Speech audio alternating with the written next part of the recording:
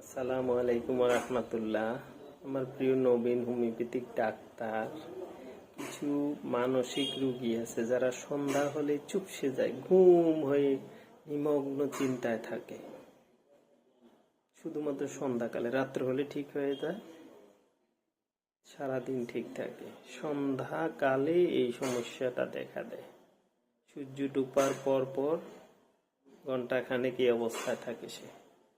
এটা একটা মানসিক সমস্যা। দীর্ঘদিন এই সমস্যা চলতে থাকলে আরো বড় সমস্যা হয়ে যাবে, যা থেকে মুক্তির জন্য হোমিওপ্যাথিক ওষুধ প্রয়োগ করে থাকি। চলো দেখাচ্ছি ওষুধটা কি।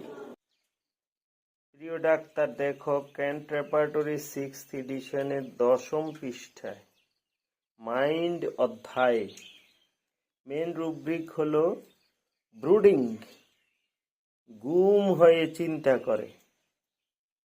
সাব রুব্রিক ইভিনিং, সন্ধ্যাকালে। একমাত্র ওষুধ ভিরেট্রাম অ্যালবামকে শক্তিকৃত অবস্থায় প্রয়োগ করে থাকি। ধন্যবাদ।